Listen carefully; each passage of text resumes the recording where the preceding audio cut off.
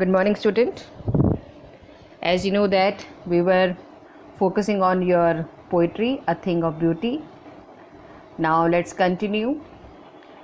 We have seen that कि poet ये कहता है कि a thing of beauty gives joy and that never ends with nothingness, है ना. उसने कहा है कि कोई भी सुंदर चीज़ें हैं जो हमारे सामने, हमारे लिए, हमारे अंदर एक पॉजिटिविटी को इंक्रीज़ करती है. हमारी हम में जो एनर्जी है वो पॉजिटिव एनर्जी आ जाती है. उसको देख के, उसको फील करके हमें एक सुकून मिलता है, हमें एक राहत मिलती है, हमें कुछ नया करने के लिए वो प्रेरित करता है. पोएट ने ये भी कहा है कि ज़रूरी नहीं है कि थिंग हो, कोई भी चीज़ यानी नेचर आपके सामने एक बहुत खूबसूरत चीज़ों का एक उसने माला पिरो के आपके सामने रखता है जिसमें काफ़ी सारी चीज़ें हैं. तो आप उनको भी देख के मतलब उनसे भी जो आपको सुकून मिलता है वो भी एक तरीके से ब्यूटी है. वैसे उन्होंने चीज़ों को भी कहा है.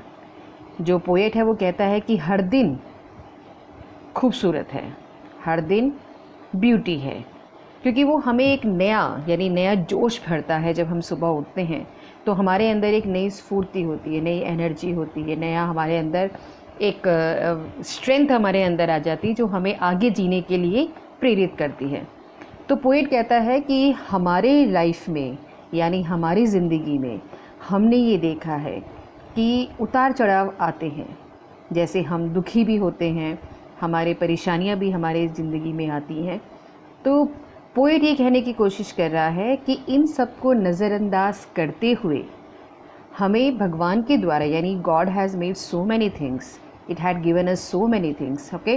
तो हम उन चीज़ों को देख के अपना जो अंदर का जो दुख है हमें उसे दूर करना चाहिए. पोएट ने काफ़ी सारी चीज़ों को फोकस किया है. पोएट ने सन को, मून, ट्री, फ्लावर्स, रिवर्स, इन सब को इंडिकेट किया है. जैसे सूरज है, मैंने आपको पहले भी बताया था कि सूरज है वो हमें भले गर्मी में बहुत गर्म महसूस होता है, लेकिन सर्दियों में हम उसकी आस करते हैं, हम उसका इंतज़ार करते हैं. चंद्रमा, चाँद, उसमें एक ठंडक है. पेड़ हमें छाया देता है ना. फूल एक खूबसूरती का एहसास होता है. अगर किसी पेड़ में अगर फूल लगा है तो हमें उसे तोड़ने की हिम्मत नहीं होती है क्योंकि उसकी खूबसूरती हमें.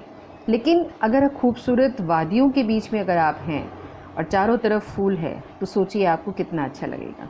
फिर नदी के पास जाके बैठना, उसके निहारना, उसको देखना हम सबको अच्छा लगता है. तो पोएट ने कहा है ये सारी चीज़ें हैं. जैसे पेड़ हमें शेडो देता है, फ्लावर्स है जो खूबसूरती यानी ब्यूटी हमें देता है, रिवर है during the summer season they actually give us coolness. तो ये क्या है? This is all God gift, okay. ये नेचर है जो भगवान ने हमें दिया है. पोएट यहाँ पे कह रहा है कि हमने चीज़ें देख ली, हमने खूबसूरत पल देख लिए, हमने उन चीज़ों को महसूस भी कर लिया. पोएट कहता है हमारी ज़िंदगी में ऐसी भी चीज़ें हैं जो हैं तो नहीं अभी हमारे पास, लेकिन उनका एहसास इतना ही करते हैं हम तो हमें खुशी मिलती है. जैसे पोएट ने खास कर यहाँ पे कहा है कि अगर कोई गुलाब है, उसकी खुशबू हमने अगर सूंघी है, स्मेल की है, तो इसका मतलब ये नहीं कि आप दूर जाएंगे तो आपको स्मेल नहीं आएगी लेकिन आप उसका एहसास नहीं कर सकते हैं आपका उस एहसास. पोएट ने ऐसी कहा है. पोएट ने कहा है जितने भी हमारे वॉरियर्स पावरफुल है ना, ब्रेव वॉरियर्स हमारे जितने भी आज नहीं हैं, they had sacrifices their life for the nation. लेकिन अगर हम काउंट करें ना तो कहते हैं कि हम उनकी स्टोरी को याद करते हुए, उनकी जो स्टोरी थी वो चले गए, लेकिन उनकी कहानी जो है हमारे अंदर यानी हमारी लाइफ में एक बहुत ज़बरदस्त लेसन क्रिएट करती है.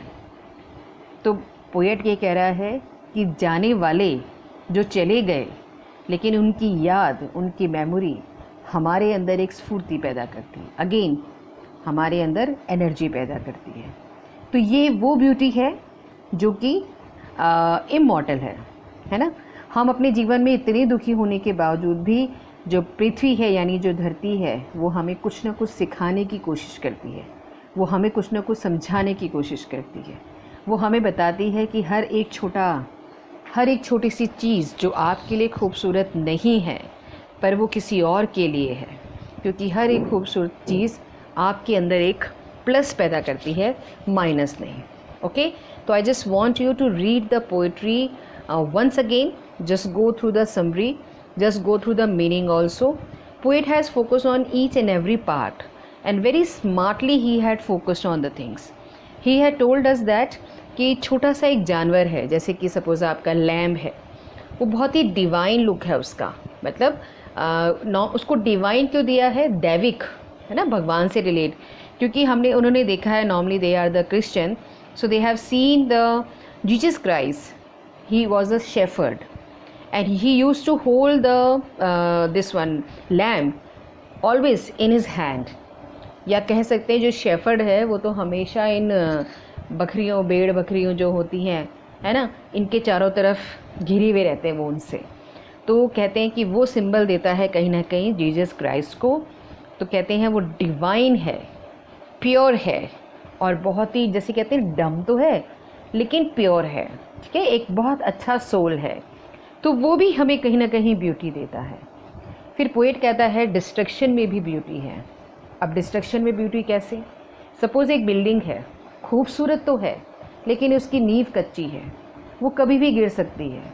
उसकी केयर नहीं की है. अगर केयर करते इतने लंबे समय तक, आपने अपना प्रीवियसली चैप्टर 10th में पढ़ा था, 10th में, not marble but the gilded monuments, है ना.